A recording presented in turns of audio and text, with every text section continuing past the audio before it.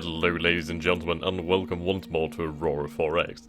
So you may note the time and date. It is the 8th of February 2078.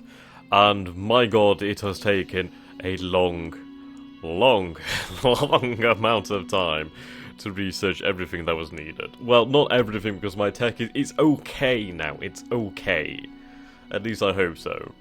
There's also been a few changes. Mostly I have turned off civilian tracking because it got a little bit ridiculous. I mean, if we take a look here, yeah, 21 ships and then 7 here, 28 ships in total. It got a little bit irritating. Some important notes though. Lubrical Prime, wrong screen actually, we're going to this one here, and this should be the right one. Right, now Lubrical Prime now has breathable atmosphere, so really all we need to do is just increase the temperature to at least -10, and then Lubrical Prime will be considered Earth-like, and that will be extraordinary. I may need to remove some carbon dioxide, I'm not entirely sure. There's a lot of greenhouse gas here now. I might stop the process because I kind of forgot about it for a few years. I'm not gonna lie, about 5 years I forgot about it. And, yeah, if we take a look here, it's definitely getting there. The greenhouse pressure is increasing, so this could lead to some dangerous things, mostly the fact of possible, like, polarized clouds melting. But if people die, that's okay, we can replace them, as I kinda have almost 1.6 billion people on Earth now. So we're kinda up there in numbers, I mean, considering there's only 2.74 million people here. I did start sending some auto mines to Eris, but this was after a certain resource on Earth has run out. I mean, yeah, you can see what I mean over here, so I'm gonna hide that, there we go. So if we go over to Earth, yeah, let's take a look at Earth. Mining. You can see we've run out of cobalt, titanium, potassium, vendorite, iridium, coridium, gallicite. The only thing left in any kind of decent abundance would be duranium and neutronium. Well, not neutronium actually. That's going to be gone soon. Now we do have a stockpile of some of them. The critical ones are potassium and coridium, or corundium. So that's kind of dangerous. So if we go into our solar system, I clicked on the wrong screen actually. Geological survey. So we need corundium, don't we? Corundium, we'll search for that. Now we have a good stockpile on Eris, which is what I was trying to find actually. So, well, the thing is, the Brunei is slow as all hell, and it's not gonna work. But, anyway, I did say I would come back once I had some new designs, and I do. I have what is called the Yonder class, due to a helpful Redditor by the name of GW Yonder on Reddit, on the Aurora subreddit, I should say, who was really helpful. He really helped me design these ships and just made them just better. I mean, we have here the Yonder class beam light cruiser. So it's 20,000 tons. We've stepped up by double here. 544 crew members. It's large ship. It's going to take a long time to build. It travels at 6,000 kilometers per second. We have 6 armor layers. We have no shields. I haven't researched shields because it would have been like it would have taken even longer.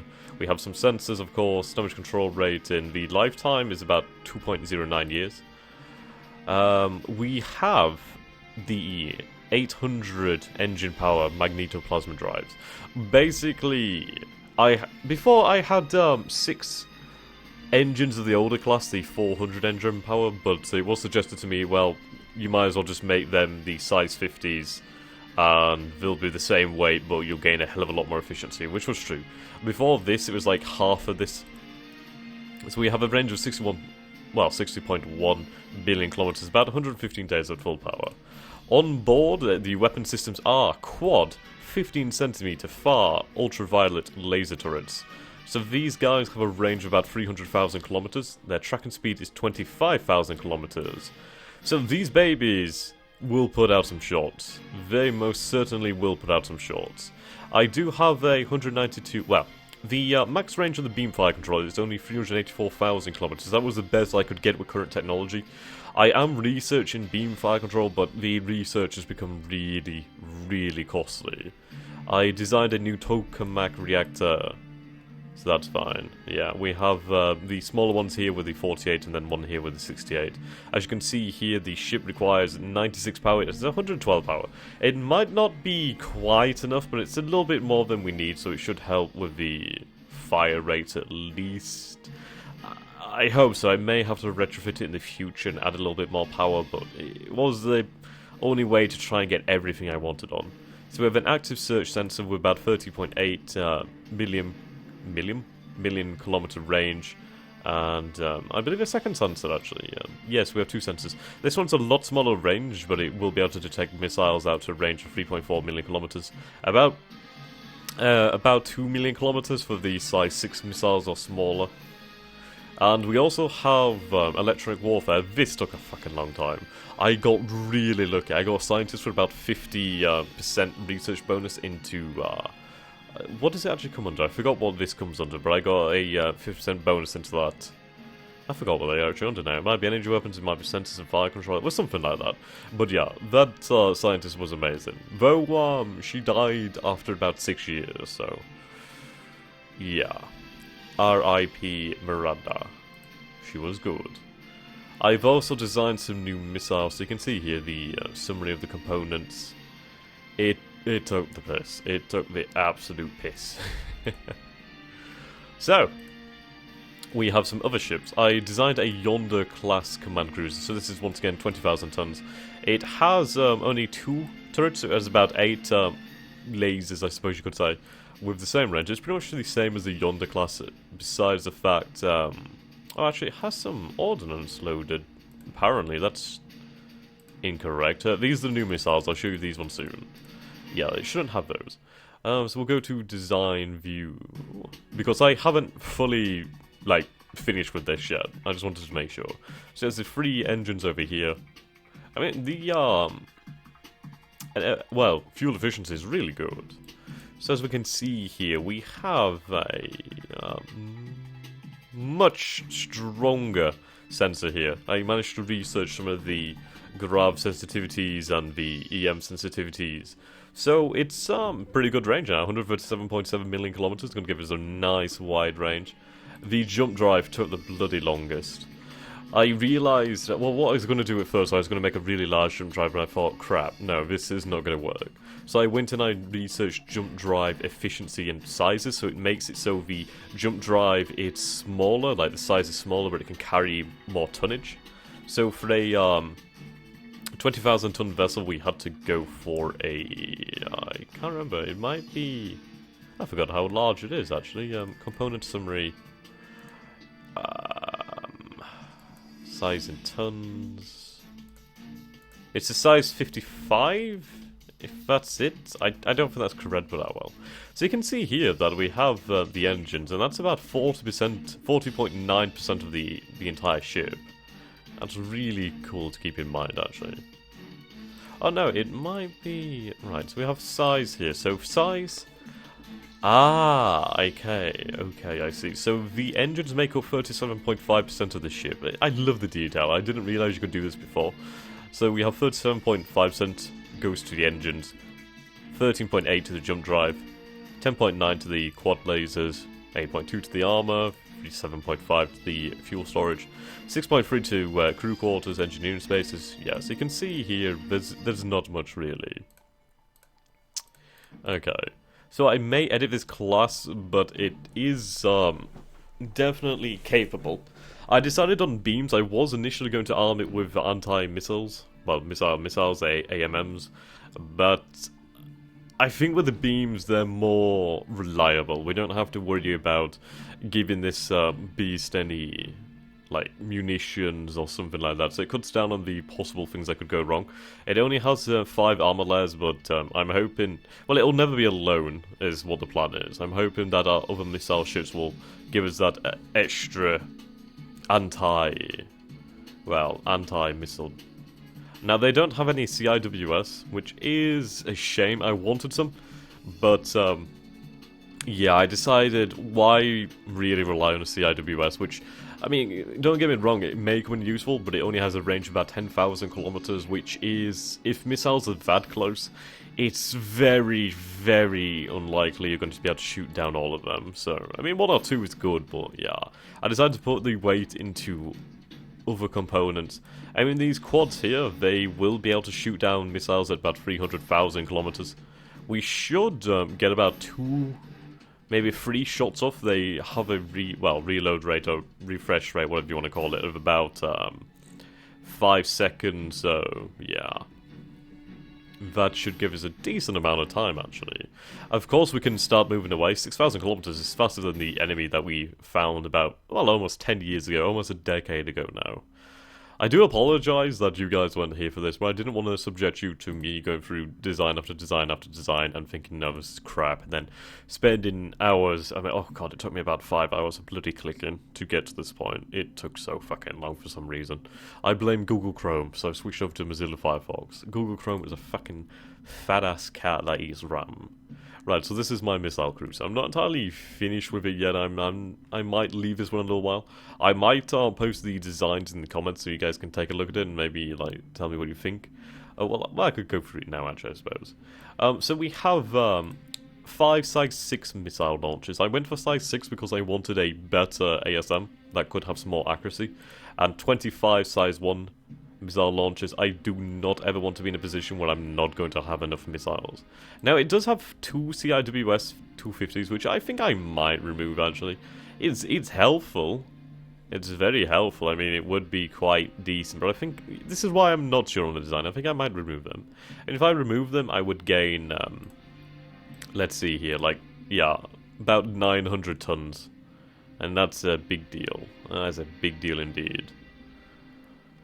It's just, I wanted them to have some kind of PD of their own. So what I might have to do is design a very lightweight laser. Like a very, very lightweight laser that could hopefully bridge the gap with them. So, I mean, if we take a look here, beam fire control. So my this took the bloody piss. Getting a fire control speed rating was amazingly annoying. It took so goddamn long. Right, so if we go for normal range and size, 50% size, 50% range, that brings it down to 24,000 kilometers.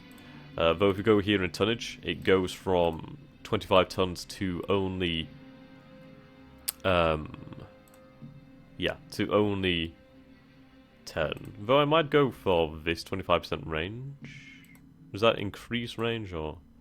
Ah, okay. Yeah, so we could go for 34% range. But we'll go for 50-50. That's not too bad. Fire control speed, 50% size, 50% tracking speed.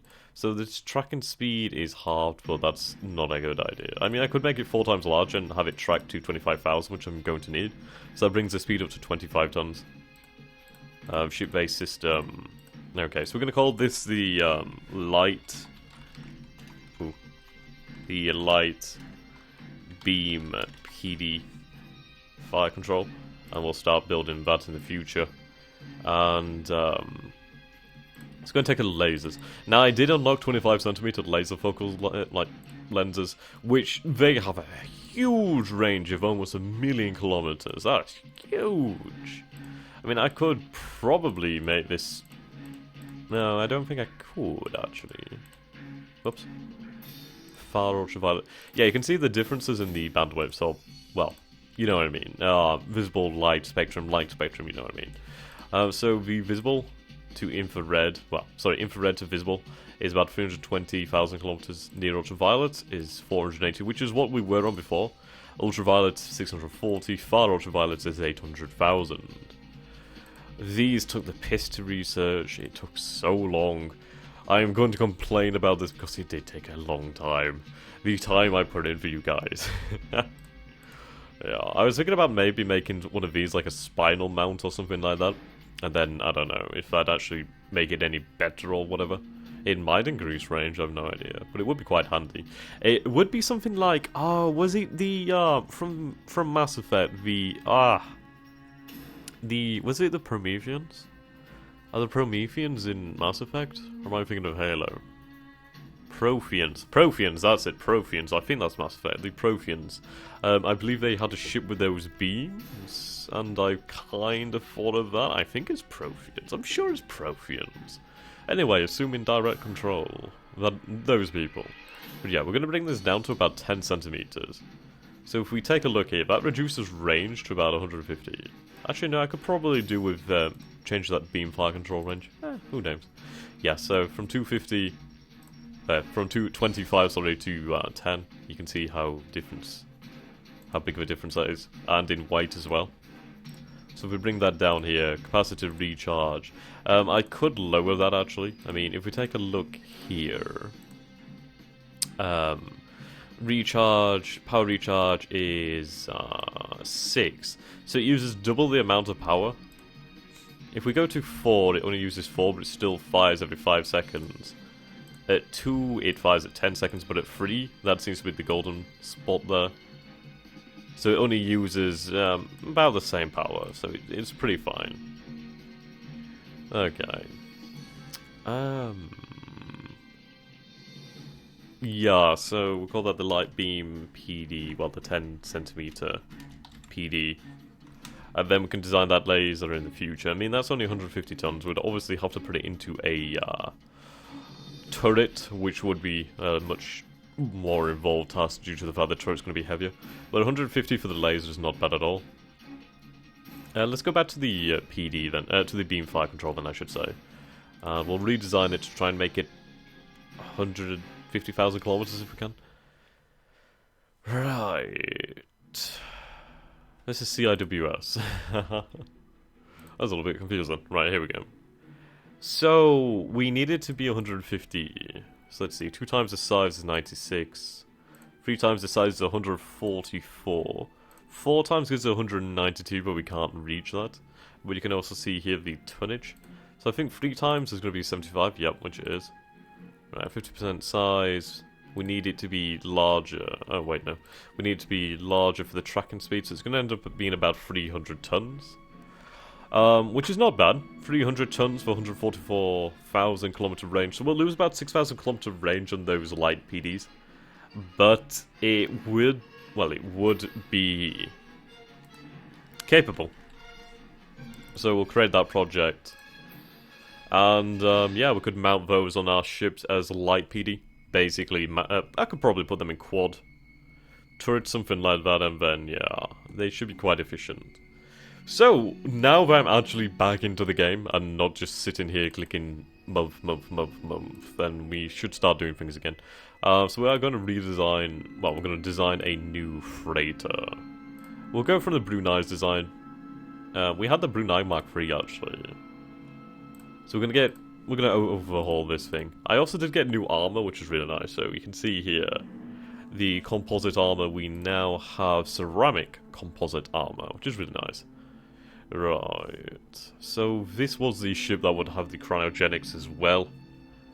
I'm going to bring this down just to like 1. Well, actually it makes it rather less efficient, but I might just design a cryogenic transport for that. Or we could just rely on the civilian cargo ships to do that sort of thing. Right, so we have 4 cargo holds, which is alright. We could carry like 4 things at once. I think a facility, like, I can't remember. I think like a something is 25,000 tons. I can't remember. It might be like a research lab or something like that, which is rather large. So I think I might up it to about 5. I can't remember quite now. I forgot what it was. It was something that's 25,000 tons. I can remember reading about something. But we'll up it by 1 to 25. Well, to 5 cargo holds. Now we need to put some engines on this biatch. It's got a small sensor on here, which is okay, I guess. It doesn't... maybe get rid of it. I suppose it doesn't really need it, does it? Cargo... well, the tractor beam is only about 50 tons, so I might just remount that again. Okay.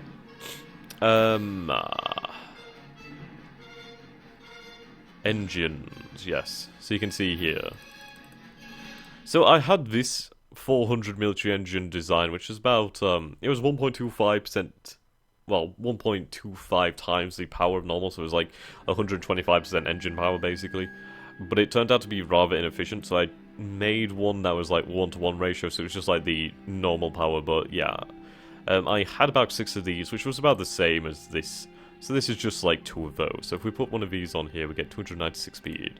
So we need to put quite a few engines on this to really get anything approaching decent speeds.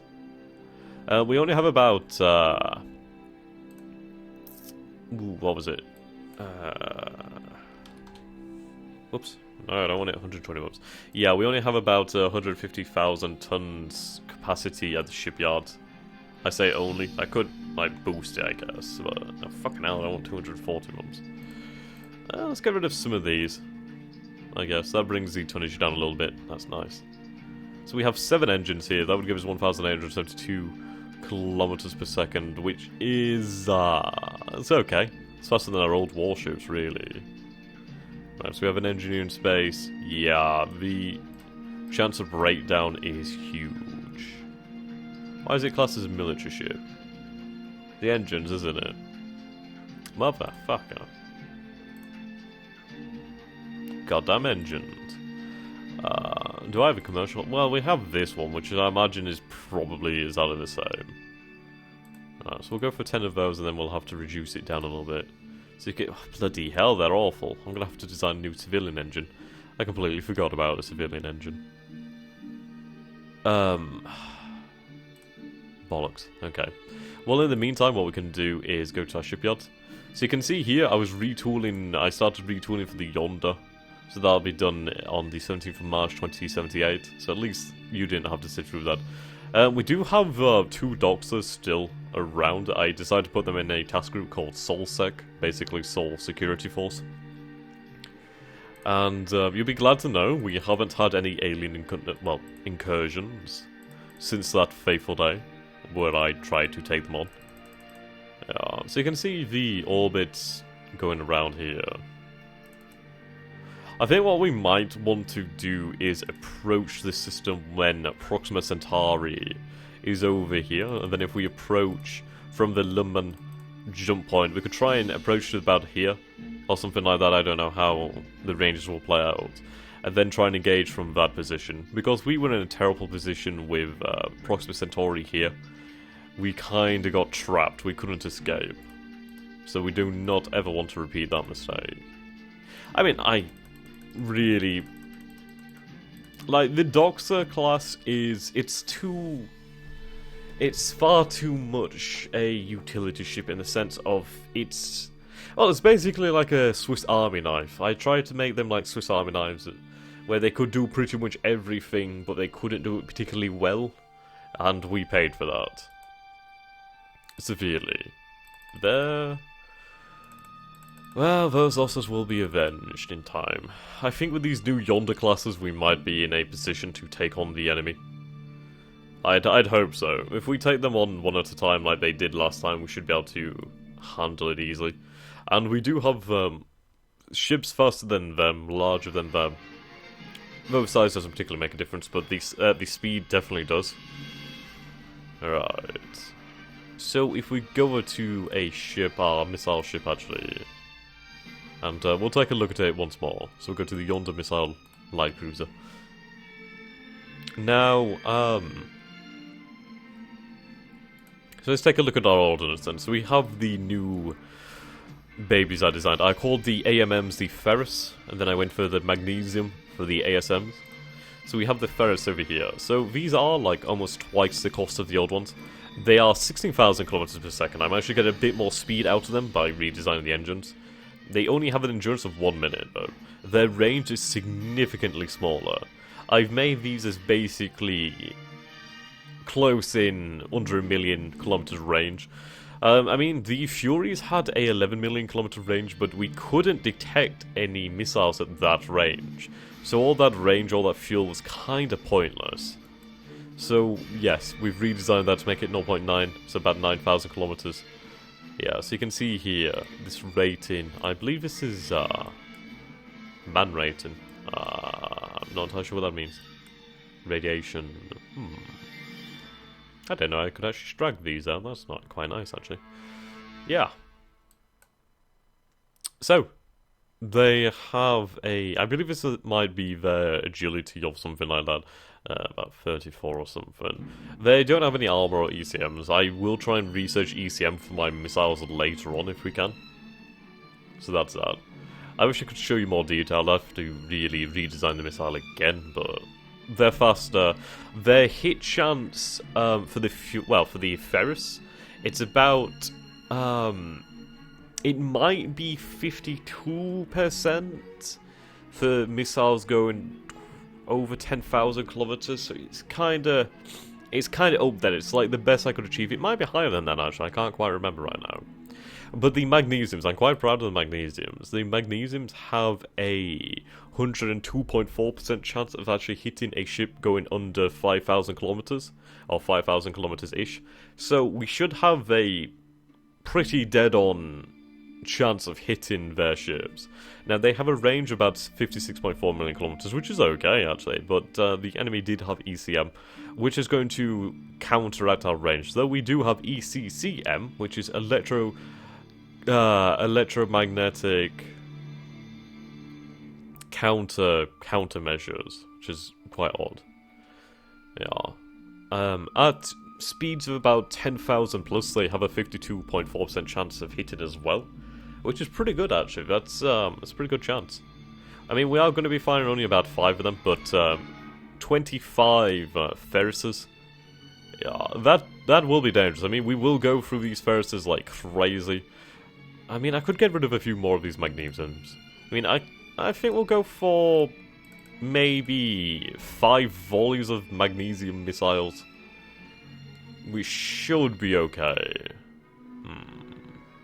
This is why I'm kind of thinking I might want to design a specific ASM sort of ship, and then have an AMM ship. But for now, we'll stick with this multi-purpose. I could add like a hell of a lot more Ferrises on, so we could go for like another 100 here.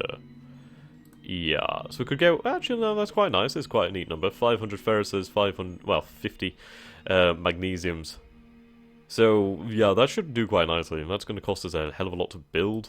That's like 715 build points right there in the magazine. So, yeah, I'm thinking that we'll have 2 of these yonder missile light cruisers, because I increased the squadron size from 3 to 4. It was a pretty cheap research, and it's worth it, so yeah. But, that's our missiles. I'm actually happy with this. So we get... Yeah, that's a long... Well, it's a large amount of missiles. Though if we have 25 missile launchers firing, I mean, I could, like, dictate how many fire. Maybe, like, 10... Or if there's more missiles, maybe like 20, something like that, I don't know. I mean, if we have like 500 divided that by 25, we get like 20 volleys out of that with everything launching. Obviously, if we use less, we get more out. So I have like 1,000, well, I have like 900 tons of space here. Should I put more magazines in? I think I might, actually. It would be decent. Yeah, so we have these lasers here, which I designed. Though these aren't turreted, so they're kind of like, meh. Not really useful. Second generation magazine is basically a little bit more secure. It's a little bit smaller, about 149, but it's a little bit better. We have a little bit more efficiency. So we can add, almost 2 of those. I might reduce some of this storage, and then we could probably get another... We could get that other one in there as well. Right. Maybe remove one of these, yeah, there we go. We can put some more fuel back in there. I mean, you can see that's reduced its range quite considerably, but it should be fine. Yeah, so we got 7 in there. That's quite impressive. ECM, ECCM. These are the level 2 ones as well. The active surge sensor, the magnesium fire control, and the ferrous fire control. Okay. So that one was the old one. Yeah, that's the old one, where we had 48.3 million kilometer range. The ferrous has... I think I made 2 ferruses, actually. No? Okay. I may have to come in and take a look at that one again, actually. But I'll leave it as it is for now. It's quite a light little thing here. Okay.